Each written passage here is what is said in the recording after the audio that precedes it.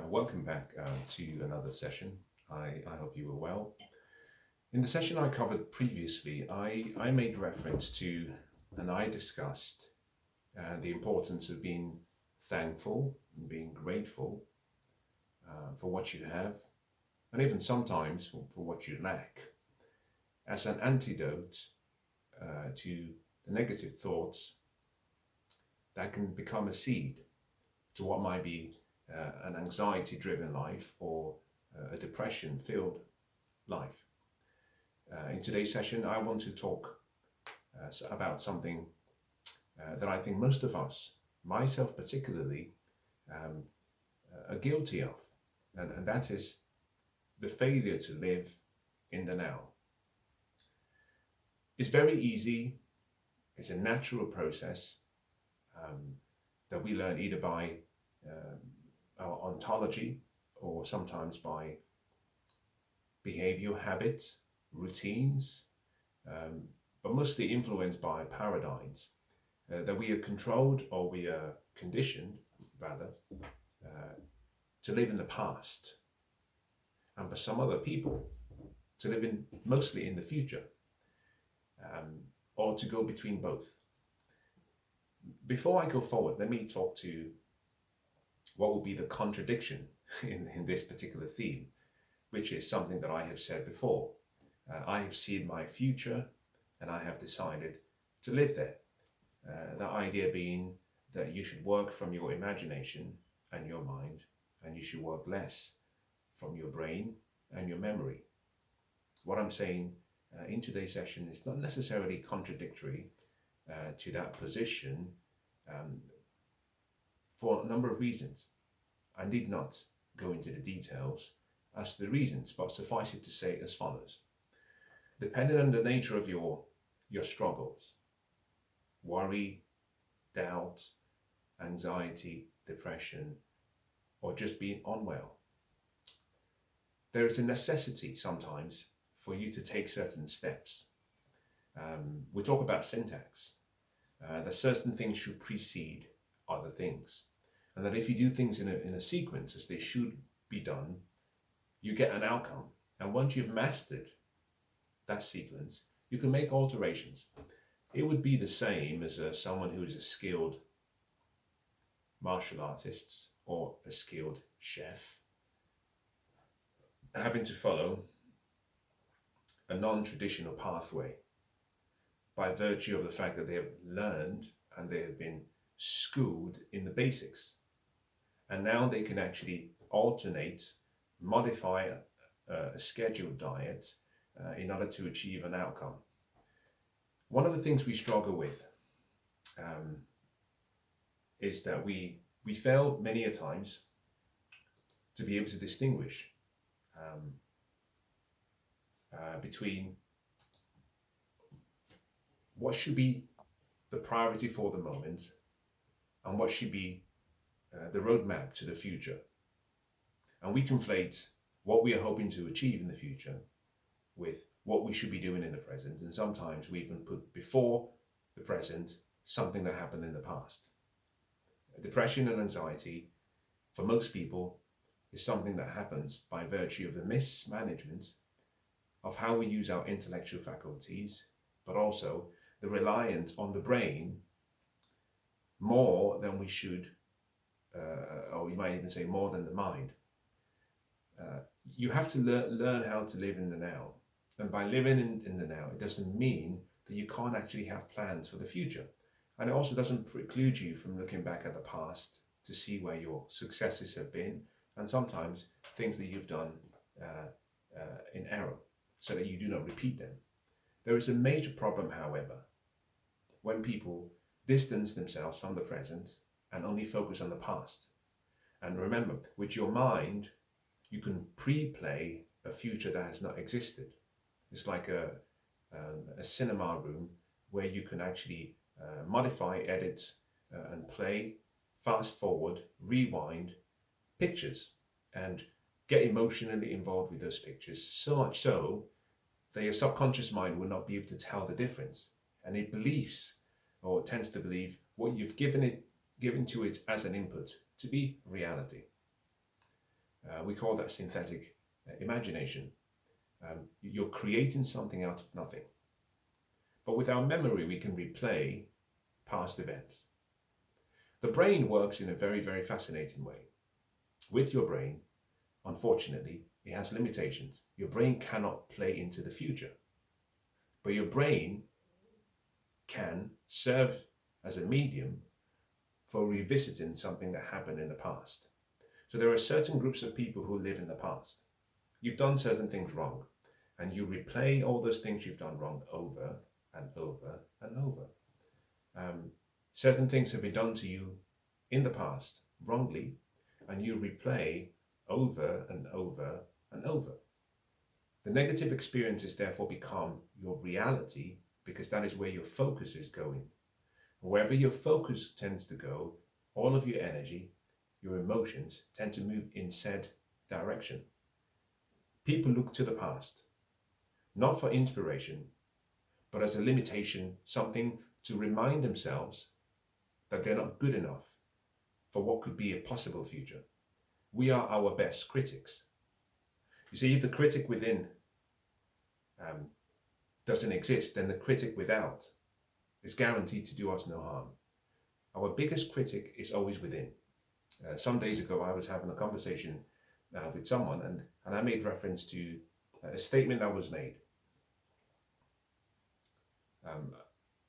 I said, you have to always remember, no one can make you feel inferior without your consent. So do not give your consent to others for that inferior experience. Withhold it. And the point of the matter was to say, you are in control. Events, circumstances, experiences, memories, traumas from the past do not dictate who you are today, and more importantly, do not dictate who you will be tomorrow. It really comes down to how you respond to those memories and images and words and experiences. With your memory, you can pre-play, or rather replay, a past experience. With your imagination, you can pre-play a future experience that has not existed. And therefore, in order to learn how to live in the present, one of the first things you have to do is recognize that the past is like a spent check. The money's been used. All you have is a receipt. The vendors do not accept receipts. You need cash.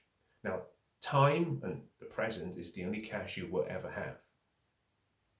The future will be similar to what we call a promissory note, perhaps a promise to pay, but it doesn't exist. You can write future checks, but people tend to look at your credit worthiness by looking at what you've done in the present and what you did in the past. So let go of the past completely. And I think most people who suffer from anxiety and depression or mental health issues could be cured for the majority of people, not everyone, especially those who are clinically depressed. If we exclude that small group, most people will be cured if they can let go of their past. Just divorce yourself from those memories and write yourself a new script and start today. See, many years ago, I wrote a book, The Good Life, and it wasn't necessarily a profound book, but it had certain sections that I thought were very, very useful, and which was the motivation to write it. How do you live the good life? And when you think about that life, it's easy to get stuck. Because what does a good life consist of? Where do you even start? Well, we start by defining how long the life should be. 70 years and 10. Okay, where do we even start? Imagine trying to design a life that will cover a period of over 80 years, and you want that life to be good. And so I did something different in the book. I said, well, you don't have to focus on living a good life. You only have to focus on living a good day, because your life is hidden in your day. The life we have doesn't exist absent today. Today is life. This is life. Right now, this present time is life. And therefore, if you want to live a good life, yes, you want to design a good life, but you want to live in the present, the now. And that simply means you focus on having one good day. And that requires you designing the day, choosing the day you want, not starting the day with a feeling that let's see what the day has to offer. No, it is your life. And then you design the good day. And that requires a number of things. Not only do you choose how you want the day to begin and end, and how you want the day to flow, you also get to choose the sounds, the colors, the melodies, the memories that you want to create in that day. It's like a buffet. You can't have it all, but you want to have on that table all the various ideas that could make the day a good day. Simple things, not complicated things, simple things. The love of a friend, the love given to another, the smile given to another, the smile received from another. The idea of support and help, the idea of actually receiving help. Very basic things. And that if you focused on the day, but more importantly, as part of that process, you excluded battles that had zero rewards, battles that did not give you anything back, it would mean that most of your energies will be faced or will be available for you to face things that are deserving of your time. Depression, for most people, is evidence that you have not learned how to discriminate on the use of your thoughts, your feelings, your action, and your time. Let me say that again. Depression, anxiety, for most people, is just evidence that the person has not learned how to be discriminatory in the use of their time, their energy, their thoughts, their feelings, their actions. And it simply also implies that you're allowing the wind to blow you from here to there, and you're reacting to life. As a matter of fact, you're reacting in a manner that guarantees failure. Whereas if you respond, which requires planning, thoughtful calculation, focus, discipline, a lot of the virtues that we talk about, and that I will talk about in the sessions to follow, by doing said, you might say, let's call it rituals, or habits, or routines, you find actually that you're not focused on the future, you're not focused on the past, you're focused on today, the present, the cash you only have. 24 coins, to use that word, 24 coins, one coin representing 1 hour. 8 or 9 of those coins will be dedicated to sleep, rest, and recovery. Of your waking day, roughly 16 or 15 coins left. How do you want to spend the coins? For most people, we tend to spend 15 plus hours worried, so much so that the 8 hours of rest and recovery are hindered. And all I'm suggesting to you is, yes, it's important to be grateful and thankful for the life you have and aware of the goodness that is around you, but it's also equally important to be mindful of the fact that your life is today. This is your life. Today is your life. And you can choose how you want to live that day. As a matter of fact, those who suffer from anxiety and depression, the best strategies that you can apply to transform your life require the narrowing down of all of your efforts into one single day or into one single thing, and then you build it up to one single day.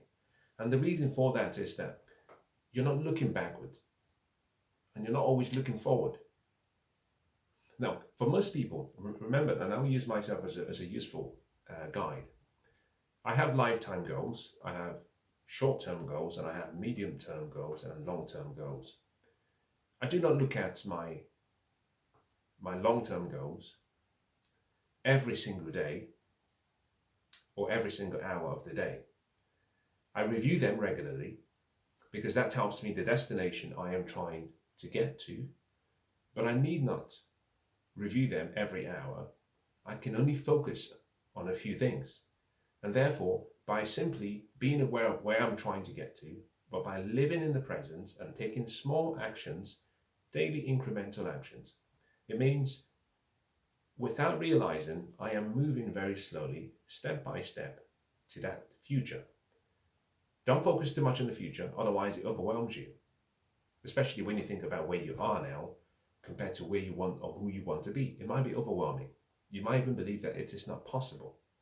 The idea that you can go from being Saul to Paul is impossible for most people. People would say it is not possible. But you have to understand that your responsibility is not to try and transform yourself. Leave that to something, a greater power, more wiser, more knowledgeable than you are, and just simply focus on doing exceptionally well on an hourly basis. And that becomes easy because you can simply say, for the next 30 minutes, you chunk it down. For the next 30 minutes, I will make sure I do not think about something negative. I will focus on the following 4 or 5 thought processes: the people I love, the work that I'm doing, how I am healing, problems I can solve for other people. And then at the end of the 30 minutes, you repeat the same cycle. And at the end of the first hour, you repeat the same cycle. And at the end of the second hour, you repeat the same cycle. And suddenly what you find is that you're taking your focus away from things that do not empower you, and you're focusing your attention on the present and things that you can do something about. You see, with your mind, you can do very, very, very, very interesting things.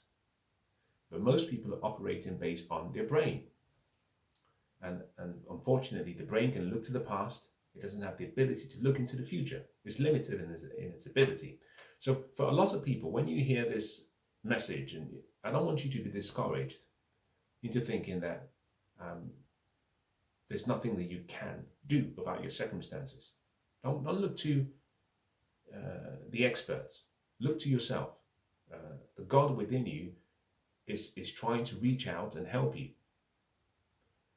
The voices from without sometimes are too noisy, and that sometimes includes professionals telling you there's something wrong about you, there's something flawed about you, there's something that requires medication about you. That's all nonsense. For a small group of people who are clinically depressed or have anxiety issues, that might be the case. For the majority, you have to just stop and listen to the still small voice within you. The voice communicating to you on a daily basis, but you can't hear it. And in order to get to the point where you can hear, you've got to block out the past, block out the future, and just stay in the present. You know, someone once said that all of man's suffering stems from his inability to sit in a room quietly and alone and do nothing. We loathe the ability, or the opportunity rather, to be silent. And sometimes that silence is what we need to draw us back to what is important. Sitting there quietly and saying, let me just try for half an hour to focus on what's in front of me. Let's not think about 4 hours from now, what happens at 6 p.m., just presently, today, the next half hour. And then you get past that period, and then you look to the next half hour, and then you just repeat. And in doing that, what you start to realize about yourself is that you have more abilities, talents, grace than you gave yourself credit for in the past. It allows you to, and this is an important point, which is one of the reasons we look back to things we are grateful for and we are thankful is because it creates what I call the slowing down and the opportunity and the ability for your psyche, your mind, to reset itself. I don't know if you might relate to this, or you might know of this being shared by many people. Relaxation is a very important thing. Those who are relaxed tend to be, you might say, the most proficient in delivering and living the best life that they can. We've got to a point where busy seems to be the watchword. But for most people, what most people need is to slow down, to take life slowly. And this is why having a good life is not about the life itself, the past, the present, and the future, but simply distilling it down into one day and saying, I'm going to slow down by focusing and narrowing on just today. And even better still, by focusing and narrowing on the AM first. And within the AM, rather than the PM, you focus on just the hour. And then within the hour, you focus on the first half of the hour. You just slow things down very, very, very, very quickly. And what you find is you move into a state of being relaxed and being at ease. The best boxers, the best fighters, the best pianists, the best speakers, orators, the best surgeons, the best at whatever they do seem to be very relaxed.